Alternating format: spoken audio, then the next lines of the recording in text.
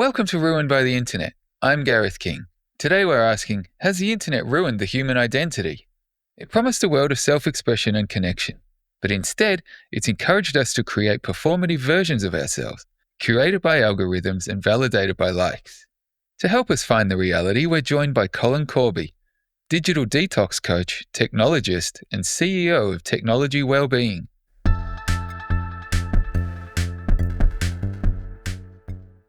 Colin, thank you so much for joining us and welcome to the show. Thank you for inviting me. I'm very much looking forward to it. Yeah, me too. But before we get into it, can you tell us a bit about the work that you do and the journey that's led you to this point? So I'll try and keep it short. When I was in my mid-30s, I had a fantastic job in technology, lots of world firsts, great people to work with, but I was suffering from stress.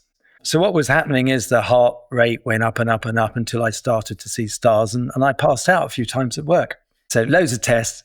At the time, they said inconclusive results. So I thought, well, what am I going to do? Because I've got to do something. So I remember being a good swimmer because I live near the water.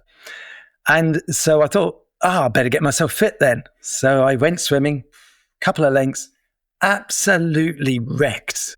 It was a tipping point. I had to do something. So I persevered with the swimming. I got fitter.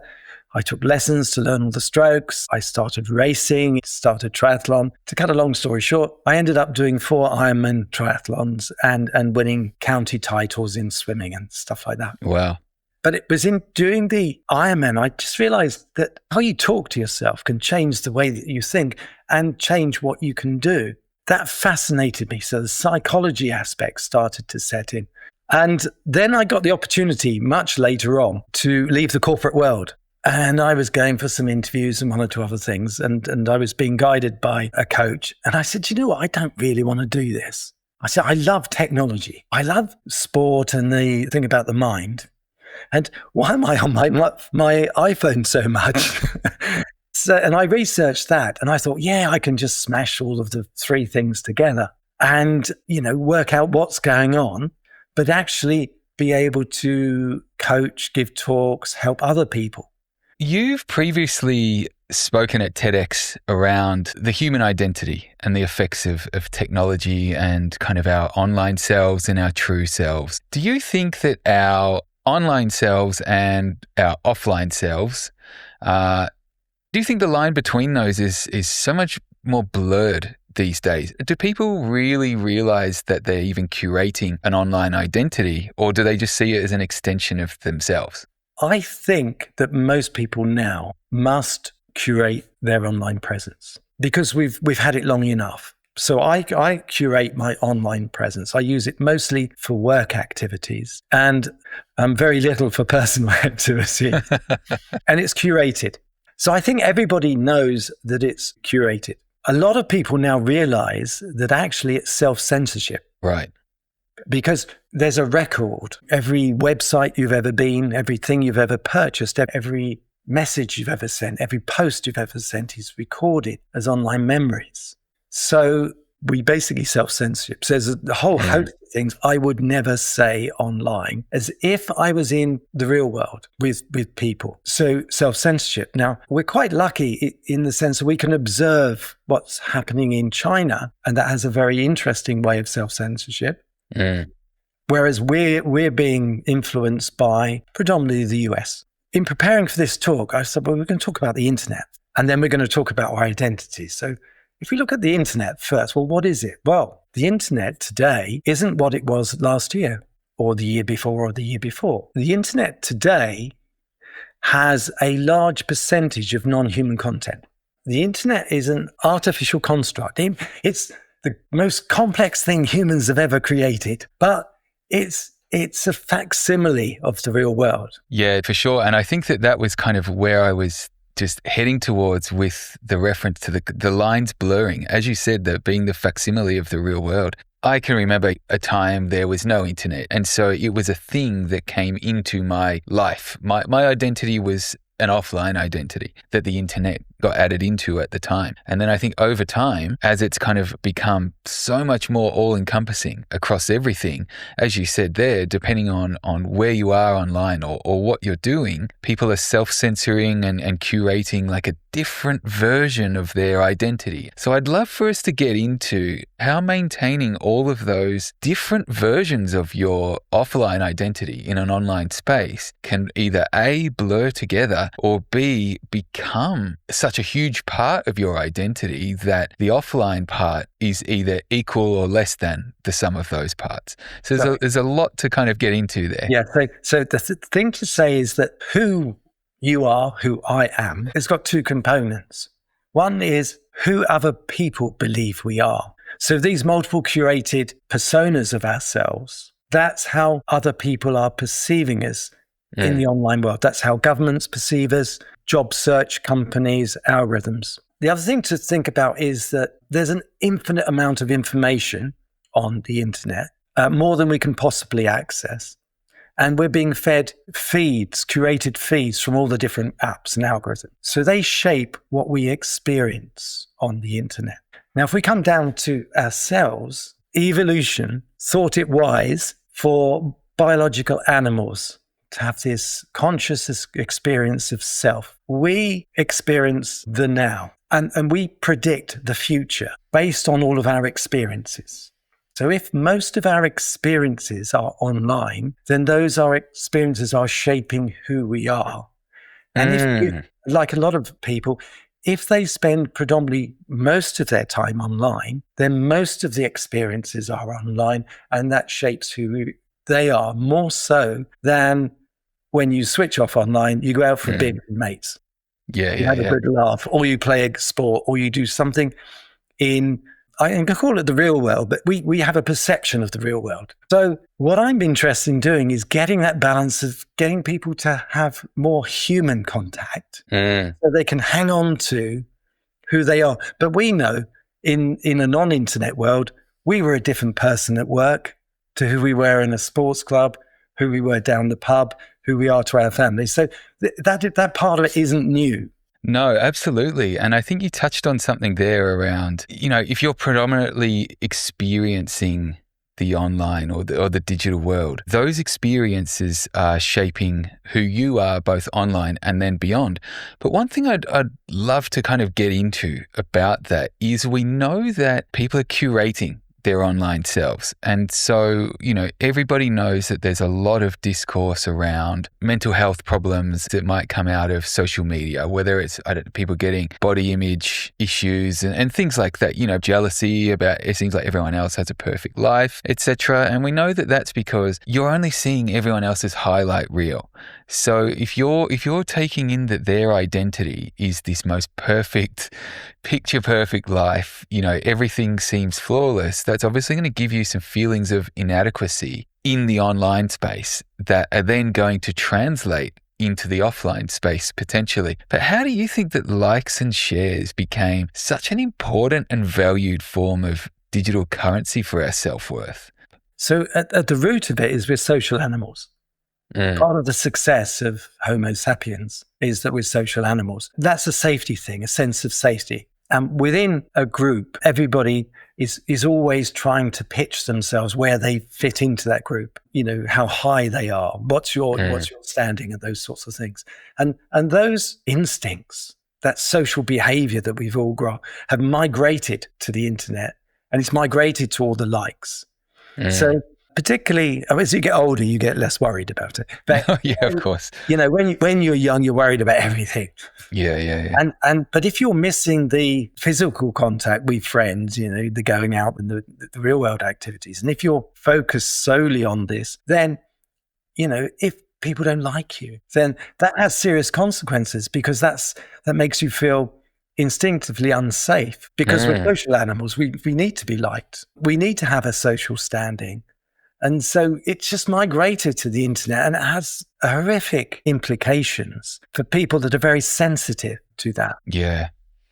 Look, that's perfect there. The way that you've summed it up, as it's kind of a biological thing that's, instead of playing out in that primal structure where you might have had, I don't know, two lions or something fighting, and that's their competition, or, we know animals do mating rituals and things like that. But in the online space, as you've called out, you don't need to actually be anything other than what you are in that one little moment, which I can imagine is just fragmenting people's identities beyond all sorts of repair. I heard at schools, and you have a career talk at school, what do you want to be?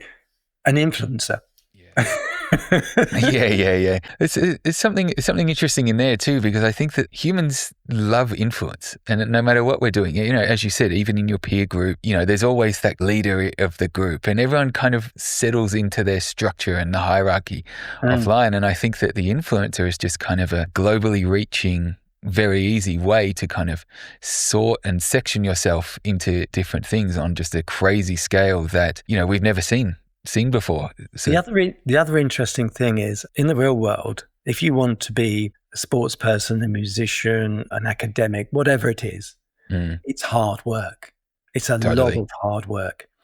Everything to do with technology is about giving the appearance of everything being easy.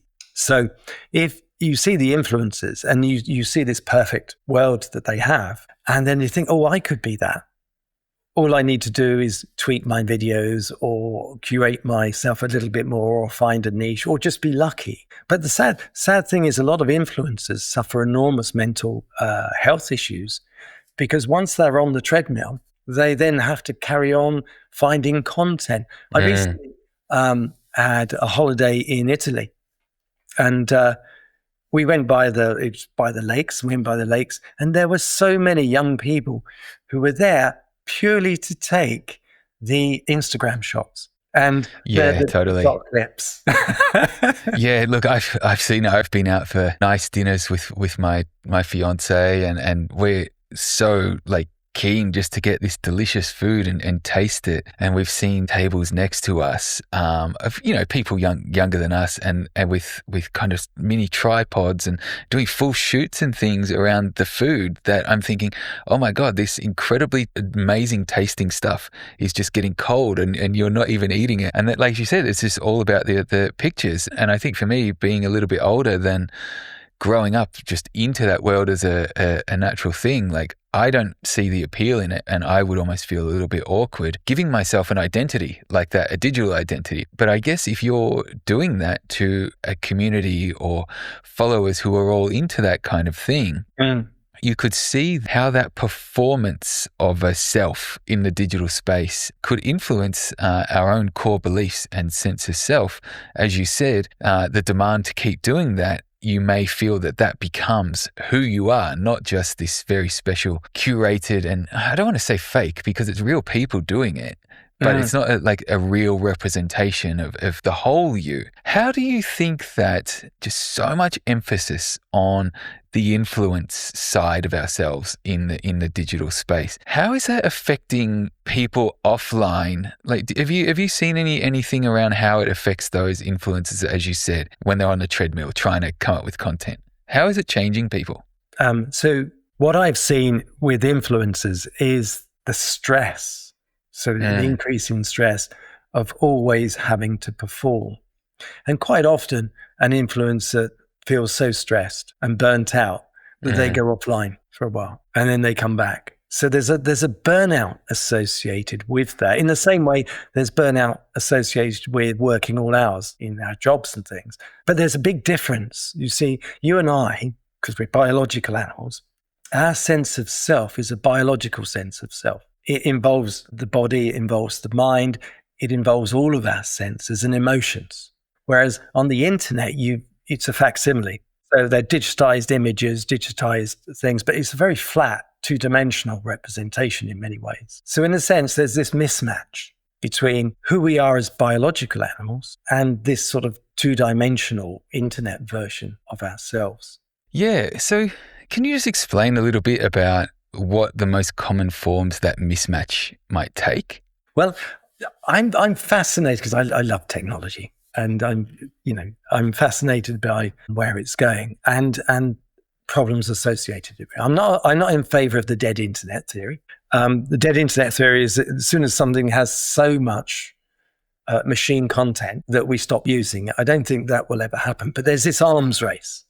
And one of the biggest problems is it's very, very difficult to prove that you're human online. Right. Because because the way technology has advanced, it's so easy if you have the right resources, processing resources and training models to create clones of people. Now, in the TEDx talk that I did a couple of years ago now, are we losing our identity technology?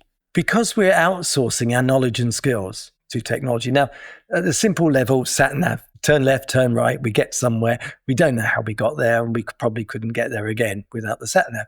With AI, it can now write our emails. It can do our presentations. It can read reports. It can do lots of things.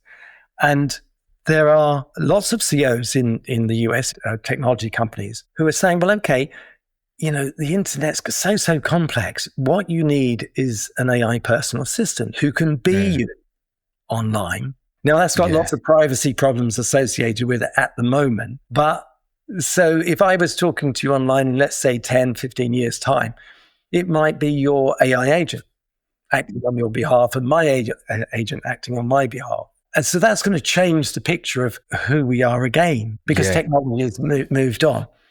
Oh, that's a great tangent that we've headed down now, is as we've started off talking about how the internet and the digital world has affected the biological human identity. And as we've discussed over time, as people get more and more digital, as their identity demands more time online in that space, as you've raised now, with the sophistication constantly increasing about what we can fake and pretend and outsource, it seems like the next evolution that we should be, we can discuss now is what happens to the digital identity or the digital human identity now that these large language models and agentic AI and generative tools come about.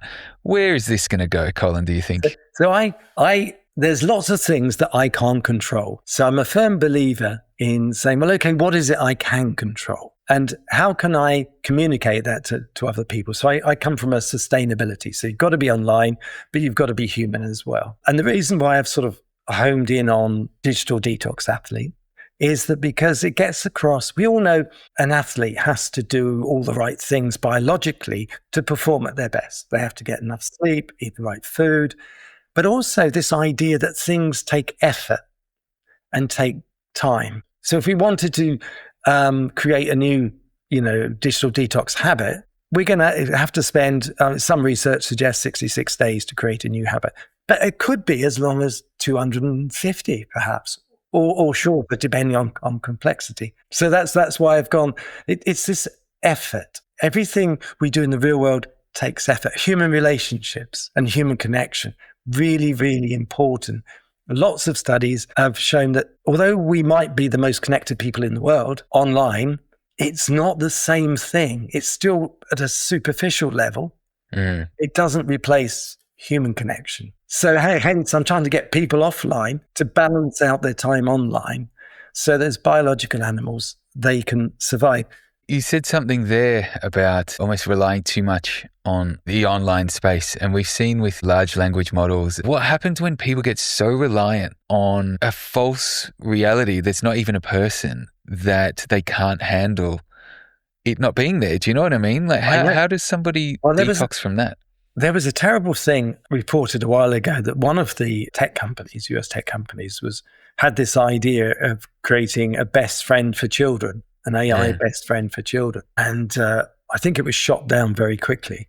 Yeah, it's so dystopian. Yeah, but it takes us away from our humanity. We're very, very complex animals. We need all of the things around us. If you take some of them away, then for some people, they might come unhinged. It might be really important. Whereas for other people, they'll be fine with it. We survive by being different from each other. So we need all of those differences, and we need that complexity, because at the end of the day, evolution has given us the task. If we want to survive, we have to survive in this real world that's changing all the time. We can't possibly know everything about it. We just have to know enough about the world Mm. in order to be able to sigh. The past for us isn't about remembering what happened in the past. Luckily for me, all the bad things I've done in the past, all the people I've upset, all the hateful things I've said is not online. Yeah. Yeah. No, absolutely. But the past is about helping us in the future, survive in the future. Whereas online, it's just a straight record of what happened, as if you're the same person 20 years ago, 30 years ago. And it's very easy Yeah. to be a prisoner to that. No, for sure. And you said something there around there not being a record of a lot of the stupid things that you've done. And look, I'm the same, and I've had so many conversations with people my age about the exact same thing. And everybody seems to get to the same conclusion, which is I'm so glad smartphones and everything wasn't around when we were that age. And it's not like, committing heinous crimes and things like that, but it's just we've seen that there's so much risk, and when everything's being documented at every given moment, it could have substantial effects on your life that you, of course, obviously have not meant it to be. What would you say the psychological toll of knowing, like if you're a young person now, you don't really know a life before internet. It's just a thing, like it's just part of life. What kind of psychological toll that puts on somebody knowing that there is that unerasable record of your past that, as you said, you can never escape from. Like it's always part of you. You can't kind of reinvent yourself somewhere else and do something else. Well, I mean, there's been lots of cases where something a child would have said, as defined in Australia or the UK, has affected their job prospects. With children, the brain is growing and it grows in certain stages. But some of the cognitive skills of self-regulation and control are some of the last things that children and young adults get. And it goes into the 20s. So if you imagine then you're in a family and every bad thing you did at home, someone was spilling the beans to all your friends, every word you said. I mean, that amount of pressure is incredible, isn't it? Unreal. Children have got to be children because we learn by mistakes. And the culture that I grew up in is certainly not acceptable today. No, for sure. And I think that we could even say that about this point right now that we're speaking. But you said something a couple of minutes ago as well around potentially losing bits of ourselves, whether it's psychologically or emotionally. The more we're kind of interacting with, whether it's a large language model or a stranger online. We know that if you're encountering a stranger offline, you still recognize them as a person, Whereas you said a couple of minutes ago, they're just this kind of flat 2D representation of who knows what it is. Like, I don't know, someone might have a picture of a tree instead of them. So you actually are just talking to a screen or interacting with a screen, which I can imagine it doesn't require as much empathy and any of those human emotions that form part of your real person identity. Do you think, or over the time that you've been, I guess, looking into and exploring this space, have you seen us becoming less empathetic as a society now that we're so used to interacting with pixels rather than strangers? Those skills about emotions and those things, they're slower skills. So if you read a book or if you talk to a person, you've got enough time for those feelings. So we've got mirror neurons. So when I'm talking to you, to try and understand what it is you're saying in the fullest sense, I take in all the information, the way that you're saying something, the intonation, your facial expressions. If it's a face-to-face, I get lots of other feelings, the way you're standing, those sort of things. And in order for me to understand it, I have to almost like mirror some of those things to understand what you're really feeling. Are you upset? Are you happy? Is there something you're not saying? So then you come online and it's very, very superficial. And so we make snap judgments. So whether or not we're talking to a bot, an AI bot, or a real person, we're projecting the first level of humanity onto them. But we're not going into the emotion. That's why people can immediately react to someone says something about some bad thing that's happened. And we're outraged. Instantly, we're outraged. But it might be 20 years old that thing happened. We've got no sense. Our critical thinking hasn't engaged. Yeah, I mean, that is interesting because I think, as we touched on a little while ago, around that kind of social currency, and I think that I'm an outraged person by this thing, whatever it is, whoever you are. You might have seen something and you can easily just move past it in 3 seconds, but signaling that you're either outraged or like so in love with this thing, it's almost, as we go back to formulating this identity as the angry person or the super pleased person, which is, again, curating online. That's not even your real identity. Yeah, or proving that we believe in this thing as opposed to that thing. Yeah. And having to demonstrate it. Yeah. Look, it's so interesting to think about. And as you said, those algorithms are designed to keep you embracing, let's say, the outrage or the anger part of your identity. And then maybe spending enough time looking at that, you will become that person offline. But you've mentioned now around AI, and I'd love for us to kind of dig around with that a little bit. You're very aware of it, and I guess you've spent quite a bit of time thinking about where it goes from here. What personal and social implications for the human identity, whether it's offline or online, do you imagine that we need to be aware of due to where AI is now, and then also where it can potentially go? Yeah, so I've already started talking about an AI detox. Okay. And it's different from a digital detox. Digital detox is where you go offline. An AI detox is something you can do online. If I go on ChatGPT and I say, look, I've created this post, can you suggest some improvements? ChatGPT are going to say, brilliant, you've done exceptionally well on this. Here are a few minor things. And I look at it and I think, oh, that's interesting, but that sounds really American. Yeah. So AI is creating the new average. So I experiment with it and I think, oh no, I can't do that as a British English speaker. And that's not something I would do. And it basically creates the same sort of thing, but it's always that, oh, you've done great type of thing. I think that we have to be very, very careful with AI. If you outsource too much to AI, and let's face it, big companies are basically using AI as the next step of digital transformation. And digital transformations ultimately are about removing people. Yeah. Really.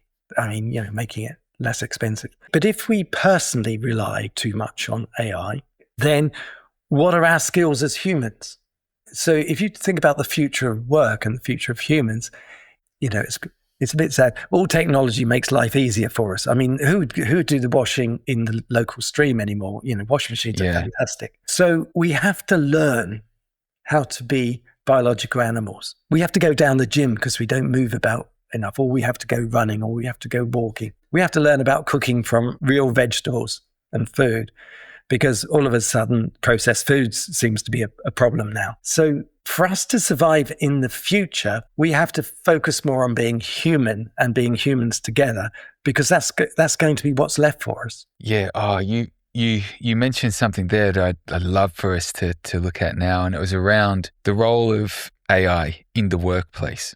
And whether they're admitting to it or denying it, or whether something else is going on, we know that everybody right now is seeing it and feeling it and hearing about it as this kind of replacement for lower level tasks and people. Now, of course, as we know, this kind of technology increases in sophistication exponentially. So it's only a matter of time till it's going up the ranks, and then who knows it goes. I guess the point I wanted to look at through this was, we know that for so many people, a huge part of their identity is their job. Yes. And so if their employment, their purpose, or even their job or their title is removed thanks to technology, that feels like an even larger potential problem that technology is indirectly causing to somebody. Except the problem now is not just losing parts of yourself to online. You have lost a huge part of your offline self, and how that recovers if those avenues to replace it aren't there, thanks to AI. It's interesting. Now, what we've got to say about AI is AI within certain fields where they're heavily bounded, like the medical field, image recognition, those sorts of things. Absolutely fantastic. They go through proper studies, field trials. The benefits are enormous, but not all AI is the same. A lot of people have identity. Who are you? Your title is your badge in life. Particularly in the US, you are that person. Unfortunately, in the US, you can be sacked at a moment's notice. It's not true in Europe and the UK, and certainly not in Australia. But it's very much that badge of who we are. So in a sense, there's a lot of hard work for people to actually be bigger than their job. Now, I've worked for a lot of technology companies and enjoyed working for a lot of technology companies. But my first company was British Telecom International. And I spent 19 years there, and I was institutionalized. It took me 2 years to actually reconnect with, who I was to be able to make a move. And that's going to affect a lot of people, because if you lose all those skills, then what have you got left? And so what an AI detox is about deciding what are the skills that you need personally as a professional, as a person, and then you need to practice. We work hard on something, problem solving, but we don't have the answer. And then all of a sudden, the next day after a sleep, or when we go for a run, the answer pops into our mind. That's because our unconscious has worked on all the assumptions and come up with it. But what if we don't have all of those knowledge and skills for it to work on? So our ability to be as good at problem solving and critical thinking is diminished if we don't practice those things. But all of this is hard work. All of this is hard work. And, it won't happen. It's not going to happen tomorrow. And we've got a tendency to take the easy option. Oh, that's such an interesting paradox that you've just highlighted there around doing stuff. Let's say the human way is hard work, and when you've got all these tools in front of you, giving you the super easy option. Obviously, it's super tempting. But as you said a little while ago too, like people are handing over more and more and more of themselves to technology and losing those parts of their identity. That what does happen when it's gone? Everyone's outsourced everything to technology. What do we have left? Like, how far can we go? So I'm a fan of science fiction because I think science fiction works on sort of really weird ideas and sees how they go. One version of humanity is that we're not really very good at looking after ourselves. I mean, there's inequalities, there's wars, there's all of these other problems. One outcome is that at some point in the future, and we don't know when, the AI sort of farms us. Yeah. And we might be perfectly happy with whatever it does for us.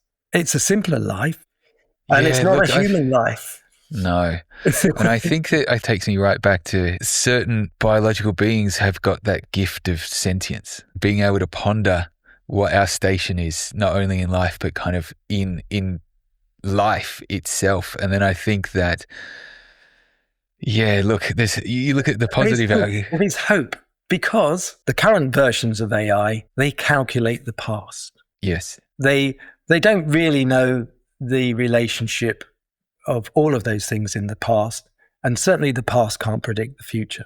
They have no concept of self, and therefore they have no real concept of the reality that they're in. It's not to say that at some point in the future they might, but they don't. Yeah, I was just thinking that, like, how far off do you reckon we are till they get sophisticated enough to be aware of their own shortcomings and can kind of address that?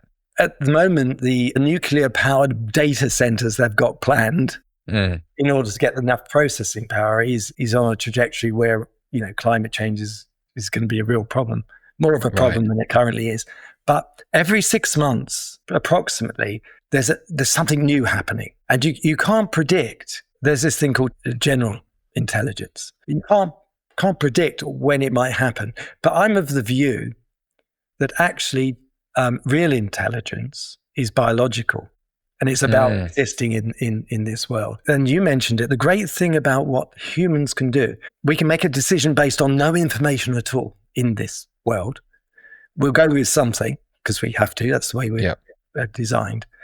We can think about things that don't exist. We can think about future things. Now, it's all influenced by what we already know, but there are some marvelous thinkers who think that step beyond. And so as humans, the hope is that because we're in the real world and because that other world is a facsimile, then it's missing out. And I know a lot of the AI companies are now thinking about getting AI down into the robotic level so they can experience the real world, because they've run out of the internet data, human data to work on. And that data has been polluted by robotic data. Yes, of course. So future generations of large language models, as soon as you train yourself on yourself or previous versions of yourself, it all ends up in a mess somewhere. So there's a robotic shift in order to try and experience this world. So there's a little bit of hope and time for us. Yeah, look, we'll definitely keep that hopeful mindset, I think. And you kind of alluded to something there, which was what sets us apart is that ability to take previous data sets and information, recognize patterns, put it all together essentially, and imagine something that may not exist. Now, as you've also said, and we've seen around these kind of AI tools, LLMs, whatever they are, they're just aggregating what exists. Potentially one day it gets to the point where it can imagine in I guess a biological way. I don't know. That would be a bit scary, because then where does that leave humans? But I guess the hopeful part of it as well is we do eventually get some sort of guardrails that rein this in a little bit and corral it into certain avenues, as you said, around medical and things like that could have much better positive outcomes for humanity. Yeah, I'm going to have to be an optimist, because the alternative is not as good. No, it's definitely not as good. As we could become, literal cyborgs with, tools in our minds and in our bodies and things, like what will a human identity look like into the future if that's the case? So let's look at the positives first. There are a lot of people who, through no fault of their own, their bodies don't function in the same way that they would like them to. And the ability to have an implant, and this is the way it's being proposed, gives them the ability to, let's say, walk again, to do lots of wonderful things. And they're really, really great. This idea, though, and that's relatively simple because it uses the motor part of the brain. We have no idea what consciousness is, or, to be fair, how the brain works properly. Yeah. Now, we've got more idea than we had 10 years ago and 20 years ago. And in 10 years' time, we'll have more idea than now. But it's incredibly complex. A human brain takes about a millionth of the power of a supercomputer with roughly the same processing power. Wow. So a biological brain, and all animals' brains are doing something slightly different, but they're all potentially conscious beings, even down to the tiniest animals. So there isn't any way that will happen in a sort of a cyborg sense anytime soon. I always relate it to, I'm still waiting for self-driving cars, and that's been about for 20 years? Oh, yeah. Look, I can try and do something really complicated. Yeah, I tell you what, it's funny. I remember being a kid, and I don't know if they had it in the UK or not, but we had this show here. It was called Beyond 2000. And obviously it was before 2000 came, right? And it was hypothesizing what would happen after the year 2000. And I remember the intro, because I look it up on YouTube every now and again, and it will have a robot, I think it's pushing a kid on a swing, so it's like the parents are now giving their playtime to a robot. But then there was the flying car, and some of the technology is long surpassed by now. But yeah, I think flying cars have been kind of imagined forever, haven't they? Yeah, but flying taxis are just starting to get licenses now. Really? MIT in the US has got robots to run, which is quite complex. And there's that dog. Oh, are we talking the Boston Dynamics stuff? Yeah, the Boston Dynamics dog. Yeah, that's very scary. As time goes on, the robotic things are happening. But the great thing about the future is that predicting timescales, as you say, from flying cars and all that sort of thing, is incredibly difficult. But in the internet, because it's an artificial construct and relatively simple one, then things can appear to move much faster because it's almost a controlled environment. Whereas in the real world, who knows what's really happening? I mean, we haven't even got to the bottom of quantum theory yet and how it shapes the physical world that we know. I grew up learning about electricity. Now I have to comprehend the fact that electrons probably exist within the outer shells of atoms, but we're using it. So we don't have to know everything. And there's tons of stuff that we don't know. Yeah, look, that's a little bit above my my mental capacity to understand that stuff, but it sounds quite serious.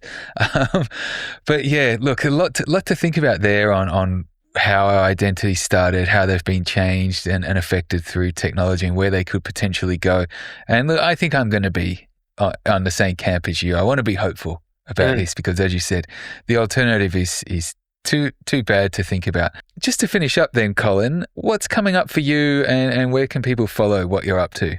So as a digital detox coach, I'm going to say the internet because we all have to be online to live in this world. So the website is www.thedigitalDetoxCoach.com. If people would like, have a look at the TEDx talk, because the introduction of the TEDx talk is about imagine a possible future. And it was done a couple of years ago, but I was already familiar with AI before it sort of hit. And so you imagine a future, and then we end up is that actually it's about human sanctuaries at the end. So have a look at the TEDx, but all the other information's on the website. Awesome. Colin, you've given us quite a lot to think about. Thank you so much for joining us. Thank you for having me. For more info on what we've discussed today, check out the show notes. If you enjoyed this one, you can subscribe to Ruined by the Internet on your favourite podcast app and help spread the word by sharing this episode or leaving a review. I'm Gareth King. See you next time.